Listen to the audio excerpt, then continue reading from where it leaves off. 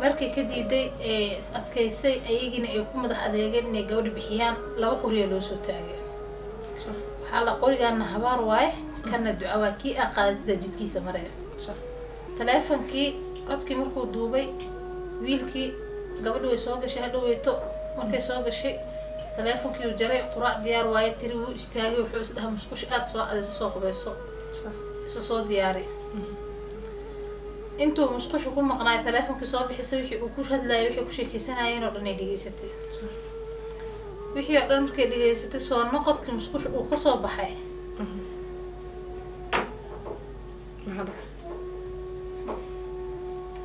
musqushu markuu wiilka ka soo baxay bahal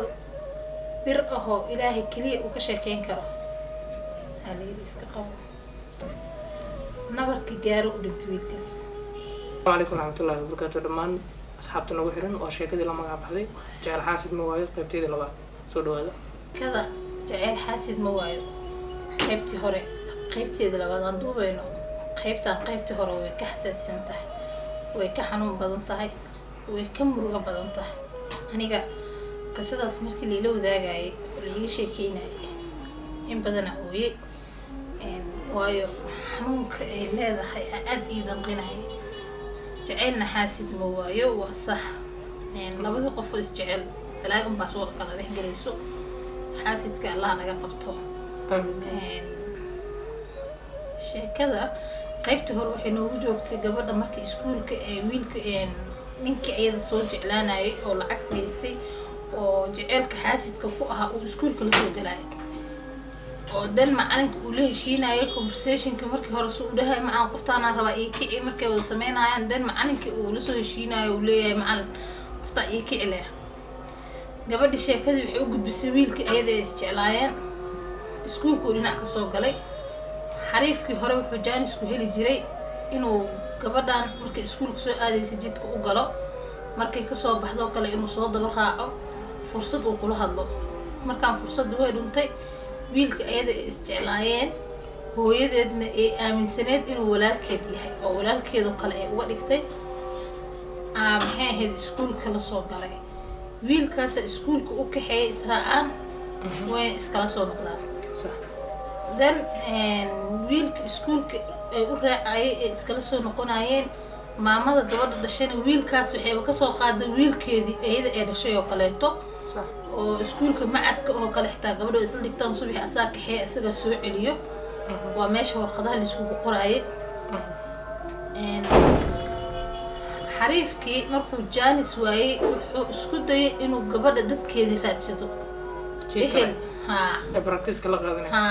markuu jaanis waayay kii kale oo ka soo tabagalay iskuulka kii markuu jaanis u waayay gabadhi uu kula helo fursad uu kula hadlo oo kii kale iskuulka uu soo galay wuxuu raadiyay gabadha dadkii ayada ehel u ahaa waalid adeer hadduu yahay agoon ay ahayd aabaheed muu nooleen adeeradeedii dadkeedu raadiyay adeeradeeda dadkeeda markuu raadiyay adeeradii ah soo baxeen waxay u imaadeen gabadhii horta hooyadeeda u imaadeen waxay dhaheen gabadhaada waa lanaga soo doonay waxaan rabnaa inaan bixino hooyadeed waxay tiri gabadhan waa agoon maadaama ay agoon tahay ma qasbi karo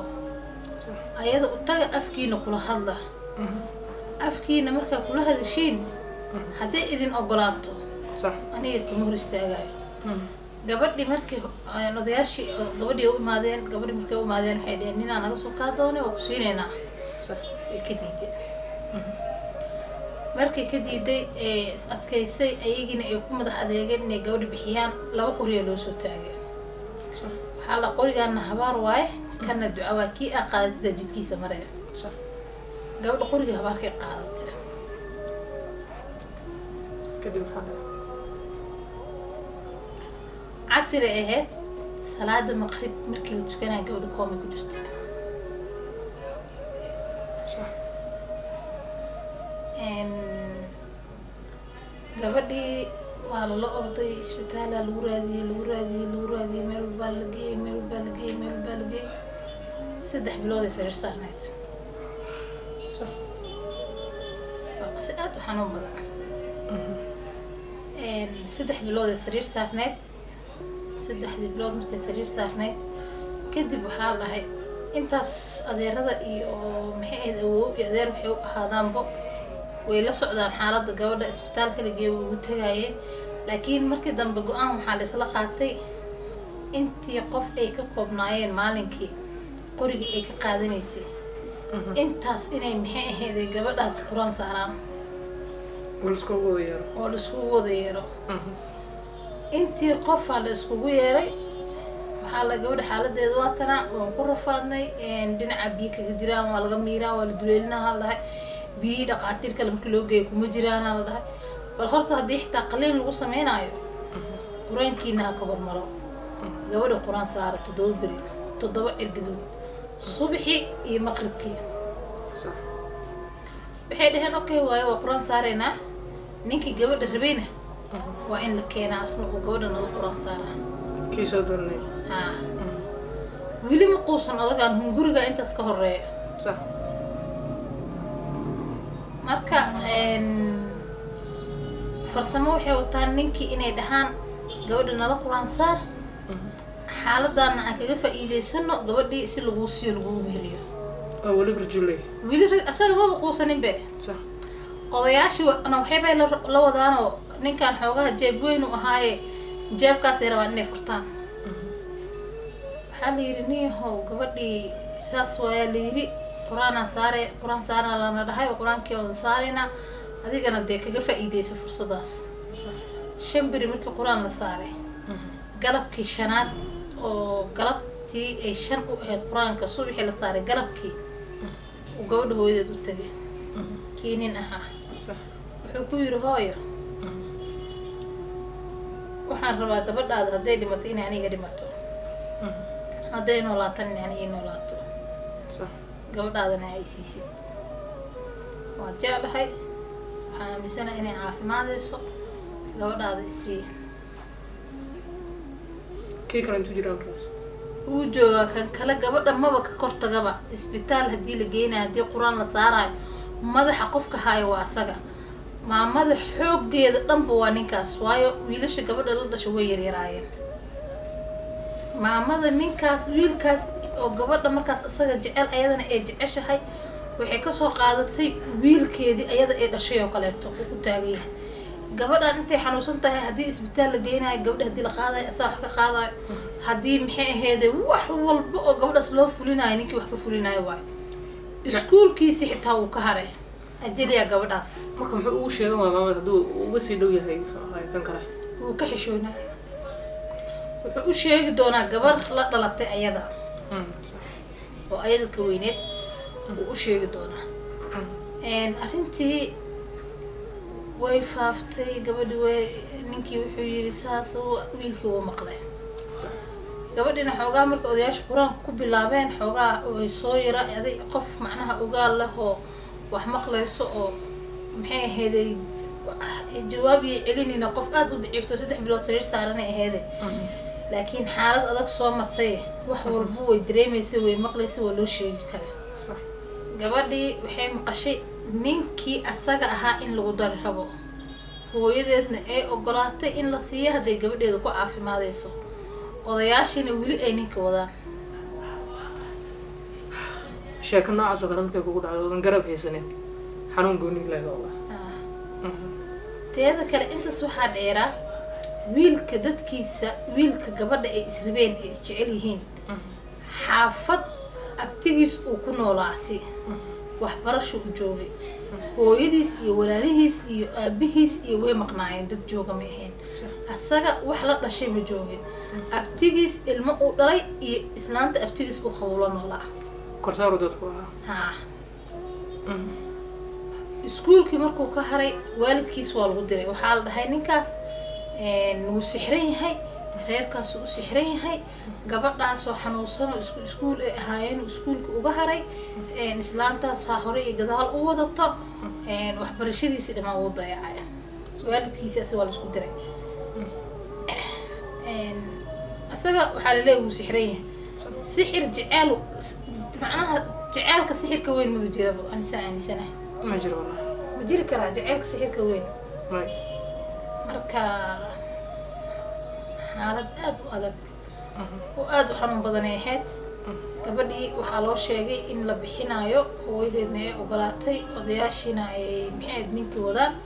ninkii markay maamadii u tagay maamadii waxay tiri gabadheeda waa ku siiyey markay tiri wuxuu sameeyey suuqa intuu tagay meel oo xoolaha lagu gado wuxuu kasoo gado 2 neef oo ariya raashinkii saliidii sokortii bariiskii caane 20 le maamadu keen lacag wuxuu yiri maama lacagtaana hoo qudradaada iyo qoryahaaga wax ku sameeyay waxa ku soo adeego biro quraanka la qatima maamadu waxay u malaysaa qatinka quraanka lagu qatimayo gabadha inuu yahay ninka laakiin qatin oo wuxuu wadaa qatin kun mihir isku bixiso wuxuu rabaa 2 neef oo la qalo quraanka lagu qatimo uu dhahay in gabadha loogu mihriyo صح بس علمو هرو soo kaxeystay wadaadu keensaday wuxuu yiri markii quraanka la akhriyay gabadhii la mihriya rabaa gabadha ayada mihirli karin xitaa mihirka hooyadeeda u sheegtay lacagta ayada mihirkeeda lagu mihriyo hooyadeeda sheegtay hadalka muu keenin lacag oo aqligaaga aan galaynin ahayd laakiin maxaa laga hayaa muu siinina markay kala tageen صح بس gabadhi ninkii waa lagu meheriyay wiilkii horta gabadhi markay warka maqashay way qaraacantay way diiday wiilkii wuxuu yiri wax ku sheegaa oo dhaay qofka xanuunsan wiilkii gabadha jeclaa gabadhii la taliyay wuxuu dhahay qofka xanuunsan oo tacbaankaas oo adiga ma ahan u dhahay xanuunkaaga anigana xanuunkayga waa u dhibaaya صح ka maadaama haddii ay quraankoodii aad maanta indhaha kusoo kala qaaday ha lagu meheriyo ninkan qofkii guri u tegi lahaa uu guursan lahaa horta yaa waay gabadha wuxuu yiri ninkan aniga adigaaba waxaan u fikiraynaa kaarta u ciyaaraynaa uusan nooga guuleysan karin laakiin adiga ogolow in lagu meheriyo walaan la isla soo dejiyay gabadha aad ku caafimaadid lugahaaga ku istaagtid hadhoweyta ninkan waaba iska fureebo guri lama tegaysid farsama ciyaaraynaahe hadeertaan lugahaaga ku istaag gabadhii ninkii waa lagu meheriyay wiilkii xoogaha wuu iska niyad jabay gabadhii markay soo fiicnaatay ninkii way diiday sheekadii way dheeraatay ninkii way diiday dhowr sano ay guriga hooyadeed joogtay markii dambe gabadhii waxay ku qaadatay dhowr sano kabacdi in gurigeeda la geeyo oo ninkii loo guri geeyo isfaham waa isdagaal rafaad 2 qof oo ma aragtay israbin oo la isku qasbaayo ma wada dhaqmi karaanbo qof walba go'aanka inay xaqiisa ka imaadeen noloshu ku macaan tahay lamaanahana waxay ku macaan tahay lamaana ayaga isu soo calmaday oo raalli ahaanshahooda iskugu imaaday inay noqdaan laakiin 2 qof oo la isku soo qasbay oo la isku daray ayagoon raalli iska ahayn weligood gurigaas maba la sheeginba inuu la isku noqdo ayeeyay awoowe بس gabadhii wiilkii qisadiisa u socotay waa la isku gurigeeyay ninkii gabadhii wiilkii kale tabkii gabadhii la gurigeeyay wuu niyad jabay dismiraal u noqday waxbarasho ka haray wax walba xaaladda ku adkaatay gabadhii ninkii maxay ahaydey wadankii Soomaaliya uu ka kaxeeyay meel kale u geeyay meeshii kale ku dhaqmeen wiilkii muu guursanin intaas ayada sanad walba iska dhalowsaa way la soo hadlay walaalo ma guursatid nag وحريران يدي ويلك بس وكديد إنه قرصه قورك بركة فوق القالسي نينكي وحويري وقرصنا ياي بلاني قاد صح maxaa ballankaaga qaadaa hitiri waxaa ballan iga qaadaa uu yiri ninkaas hadda ku qabo hadduu ku soo furo ama uu dhinto inaadan nin kale iga guursanin صح وإسكا قياسي إن مالين مالمها كميدا لصوفورا واي دبكودا إسكا بدنا مفهمت مالين والبا محكمة الدعوة تاغنا سعون جرتي صح والد كينا محكمة أهان جرينا ما انتو قلن لبدو دي وكلا قرقاضايا إن دبكودا نمحي هيد مد أو دماد لما يحين وحي تري بلن واي لكن أديقنا بلن كلا إيقا قات ما حاواي بلن كاكا قاضايا وحاواي بلن كايقا قاضي سيد إنا قورستيد إن أقل كذا جيف كنا أنا جينا نقدر صح كارن جعلك جعلك الحمد لله ما شو ما جعلك ربطها ما دام ودين تاموي ما دام لكن كم ودنت آخر كيس ودنت صح إن وحيري maxaad haysataa ood awoodaa ood ani aqalkayga jiifka ku gadi kartaa waxay tiri waxay doonto aniga ha igu qaadato adi iska daa صح laakiin ballan iga qaad jiifkaaga inaan aniga gado صح diyaar waayu yidhi ayuutay u gashay dhowr jeer ay qaadatay ayuutadii ee waxay ugu gaday aqal laba shay ah صح soomaaliya laba shay waxaa lahaa sariirta iyo daras miraageeda armaajadeeda tawleedka iyo labada koobadiin صح aqal laba shay ah shumicii daahiyadii go-ii sariirta lagu guglaayay dacsadihii shoobinkii la saaray armaajada صح barkimihii joodariyaashii shukumaan macawiis sid baatiya oo gabadha ay leedahay intaas ayuu gaday intaasay gaday gabadhii intaas markay gaday kaalinteedu way kasoo baxday wiilkii intii dhimaneed u dhamaystirtay wuu guursada wuu aqal galay gabaraa loo dhalay صح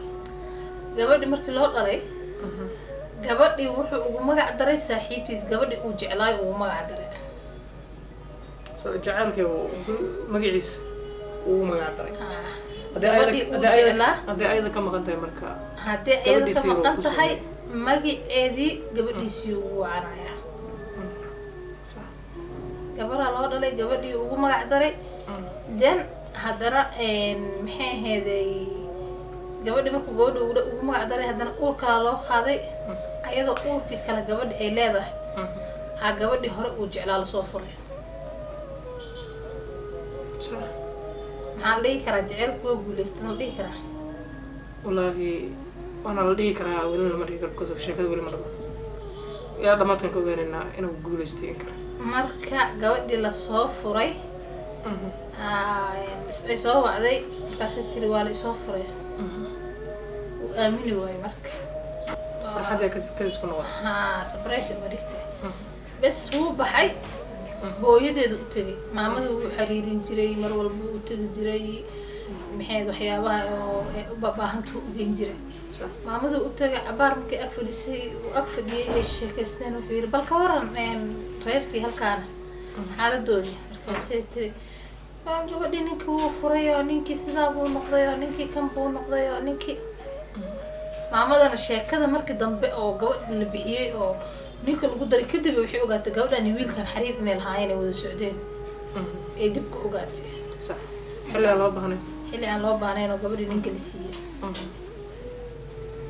marka waxaa dhacday gabadhii wiilkii markuu maamadii warka kasoo xaqiiqsaday ayaduu wacay wuxuu yidhi waa ku baryaa miyay imaan kartaa waa imaanaa laakiin isii waqti waayahay waqtigii diligaarin layska sheekeysanaayo layska kaftamaayo ninkaan ninaa qabo waaye صح asagoo gurigiisa joogo qoftaan hore u jeclaa xabadaana uga sheekeeyey gabar noocaas xiriir soo sameynay saasay ahayd kan sheekadii oo dhan way haysaa uu uga sheekeeyey way ogeetuu hadda qabo markaas uu qabo wax qarsoon ma ahayn wax qarsoon ma ahayn صح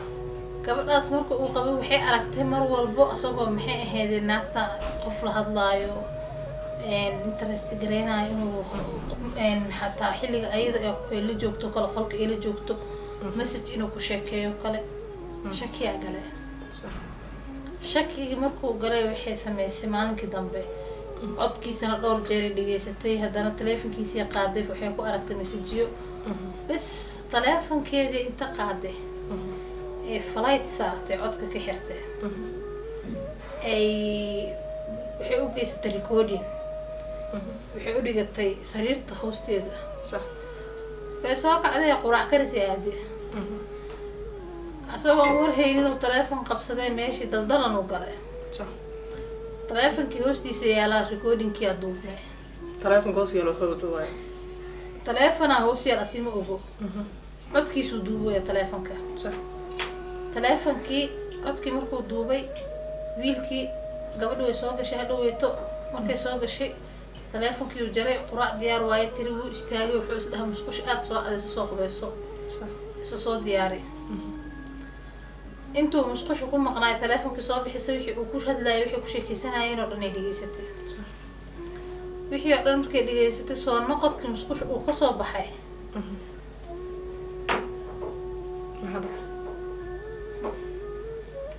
musqusha markuu wiilka kasoo baxay bahal bir ahoo ilaahay keliya uu ka sheekeyn karo haliyada iska qabo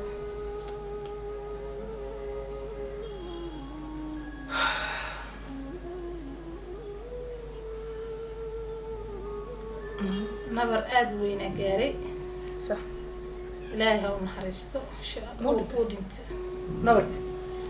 nabarkii gaaro u dhintay wiilkaas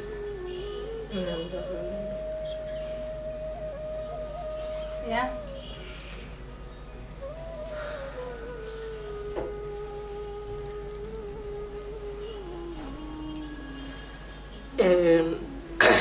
الحمد لله شيكا سوا شيكو جعل ما يقرأ ولا أفتحتها geeriya sababta soo ma muxuu ahay masayrka noocaasna ma fiicno kasoo qofka bini aadanka waxaa fiican inuu iscontrol waa weydiin kartay waad su-aali kartay ilaahay wuxuu baneeyey furiin haddii qofka dadka isfahmi waayo way kala tegi karaan laakiin ma wanaagsana inaad muxuu ahaa qof bini aadan aad gacantaada uska qabsado waa ka xunahay wiilkaasna allah u naxariisto jannatul firdaws allah geeyo ayadana ilaahay ka cafiyo ayadana ilaahay ha ka cafiyo agoontii haysatan allah la buriyo agoonta haysana allah gabray ku dhashay ayadana muxuu ahay tusaale qaadasho allah uga dhigo ilaahay dhiigaasna ha ka cafiyo midda kale waalidiinta waalidka muhiimadda keliya ma aha in uu gabadhiisa uu guuriyo muhiimadda waxay tahay gabadhiisa mustaqbalkeeda inuu dhiso mustaqbalka markaa gabadhaada aad dhisayso kow waxaa loo baahan yahay farxaddeeda horta wax farxaddeeda way jiraan waalidka in waxa anaga noo roon uu ogsan yahay laakiin sometimes waxaa dhaca in qofka nolosha iska leh isagana la weydiiyey inuu ku faraxsan yahay because of qofka maanta qofka kale nolosha la qaybsanayo waa gabadha waxa aad maanta muxuu ahaye aada go-aaminayso waa mustaqbalka dambe ee gabadhaada fadlan waalidka waxaan leenahay ilmahaaga ka dhiga saaxiibka kuugu dhow wixii jiro ha ani haddii ogaadaan ilaahay gabar siiyo gabadhaas gabaraan dhalanin aysan ayada raalli ka ahayn ii keensan kuma diraayo marka waxaan dhihi lahaa waalidka ilmihiina saaxiib ka dhigta dad saaxiib ka dhigataan waxaa fududaanaya inaad ogaataan waxyaalaha qalbigooda ku jiro waxyaalaha ay damacsan yihiin waxaa jira waalidiin gabdhahooda saaxiib ka dhigta hadduu muxuu ahaayo wiil ama soo shukaansada mise maanta ula soo hadlo hooyo u sheegay markaas waxaa leedahay hooyo wiil noocaasaa jira mise saas oo kale ani dad hal waan talaa arkay siin noocaas lahaa ani hal talaa waxaa siin lahaa aabba ma dhahay aabba waxaa waaye tiisi waa budo gooni u tuman laakiin hooyooyinka anigoo kaleeta ahaan tala siin lahaa hooyo kasta inay gabadheeda saaxiib ka dhigato waayo gabadhaada markaad saaxiib ka dhigato gabadhaada maanta hadduu nin soo fuduuliyo oo jidka u galo way kuu sheegaysaa haddii mid uu si qaldan ula dhaqmo way kuu sheegaysaa haddii ay mid ay jecesho xiriir ay la leedahay uu jiro way kuu sheegaysaa wax walba oo culeys oo lasoo gudboonaado way kuu sheegaysaa waa markaad saaxiib la tahay gabadhaada laakiin markaad tahay hooyo kulul oo 24 saac laga baqanayo oo amay ku dishaa amay kugu qaylisaa amay saa ku yeeshaa maanta qaladkaasaa gashay maxaa lagugu samayn doonaa hooyada hadday sidaa tahay gabadheeda waxba lama wadaagi karto waxba lama sheergarayn karto waxba uma sheegan karto ma dhihi karto hooyo saas ay haysato hooyo sidaasaa damacsanahay laakiin hooyada markay ubadkeeda saaxiib la noqoto gabar keliya maaha wiilkaaga markaad saaxiib la noqoto wax kasta oo qarada ama xumaato ah uu soo arko iyo wax kastoo wanaag ah uu soo arko uu kula soo socodsiinaya marka hooyooyinka waxaan leeyahay ilmihiina wiil iyo gabar waxay ahaadaanba saaxiib la noqda soo dhawaysta si raxmad u muujiya kalgacayl u muujiya hooyo ma xumaato ma kululaato ma ka karta laakiin hooyooyin waxaa jira isdhahayo cunugaaga ha kaa cabsado u maleeyaan cabsida cunuga uu ka cabsanayo inay wax ugu hagaagayaan laakiin waxba uga halaabayo aniga maanta awlaadeyda allah ii daystee kan ugu yar iyo kan ugu weyn saaxiibaan laah ma u maleynayo maanta wax yar hadday arkaan inay iga qarsanayaan waxaan aaminsanahay wax yar hadday maanta inta iga markay guriga ka baxaan dugsi aadaan ama iskuul aadaan waxay lasoo kulmaan ama iskuulku lasoo kulmaan ama dugsiku lasoo kulmaan inay ii keenayaan iisoo sheegayaan aaminsanahay marka waalidiinta weliba hooyooyinka ani waxaan leeyahay awlaadiina saaxiib la noqda si aa u ogaatiin dareenkooda iyo waxyaabaha ay jecel yihiin waxyaabaha mustaqbalkooda dhisi kara aada mahadsantahay aadaan u qiiraysanahay wallahi aniga kulley waxa aan dareemaya xanuun aad u fara badan qisadaas aan ka sheekeynaya intaa ka sheekeynaya caloosheeda dabaa ka bixaysay laakiin haddana ayadoo ay sidaas tahay waxaan isku dayaya ilaa iyo xad inaan is adkeeyo oo aan macnaha adeeg inta muujiyo aan qisadii si macnaha xaqiiqo oo wax ka jiraan oo sidii wax anaga la noogu sheegay aan u gudbino marka asxaab badanna way jiraan oo qisooyin la soo wadaagay weliba qiso waxaa jirta aad iyo aad aniga ii xanuujisay calooshayda gubtay dad badan intaan ooyeyna ilaahay keliya uu og yahay maba garanayo sida aan ula sheergarayn doono walaalihiin qisadaas aan uga sheekeyn doono waayo xanuunka ay leedahay mid inta ku yaalo oo dhow ma ahan waxayna ku dhacday gabar soomaaliyeed oo walaasheena oo nala soo wadaagtay ayadana kulley dadka asxaabtana daawanaya kamid noqon doontaa wayna daawan doontaa way arki doontaa laakiin waxaan leeyahay haddaan qisadaada sidaad iigu soo dhiibta aan u sheegi waayo xanuunkeeda aan dareemay aan wixii aan ka tegayay ilowsiiyo dhimala sheeko qisadaasna waa qiso ilaa hadda taagan oo insha allah taladiina iyo tusaalihiina iyo muxuu ahaa waanadiina gabadhaas weliba waxay iga codsatay cabdifataax odaa ku wada hadalkee in lasoo siiyo talo walaalahana daawan doono qisadaas aad iyo aad waa idin soo dadejinaynaa waa idin soo gelinaynaa qisadaan qisada ku xigtay noqonaysaa walaalahana daawanaya labada janal ku xiran xamdi xaali iyo goodir media waxay ka codsanaysaa gabadhaas soomaaliyeed oo walaashooda in ay talo soo siiyaan waxay ii raacisay in aysan awood u lahayn qisadaas inay daawato ay commentiga akhriso waxay iga codsatay commentiyada ay noo soo qoraan oo talooyinka ahay dadka soo bixiyaan inaan annaga soo qaadano kabacdi aan ka sheekeyno commentiyadaas tii ugu badato markii commentiyaha laisku fiiriyo talooyinka lasoo siiyo mid ugu wanaaga tan ugu badanna inaan la wadaagno annagana wixii ilaahayna garansiiyo waa la wadaagi doonaa insha allah qisadii jacaylka ahayd muxuu ahaaye jacayl xaasid ma waaye intaasoo goobtaa waana ku mahadsantihiin saa ugu xirnaydeen ilaa dhammaadka sheekada waana kaga mahad celinaynaa fadlan haddii aadan hore u subscribe gareyn channelka labada channel cabdifataax subscribe garee wallahi ma qosli gara hataa qosolkii aga dhumay qosol mood kala galnay fadlan labada channel subscribe garee haddaadan hore u subscribe gareynin qisada ku xigtay intaan ka gaarayno waxaan kaga tegaynaa sidaas nabadgelyo. Assalaamu calaykum waraxmatullahi wabarakaatu.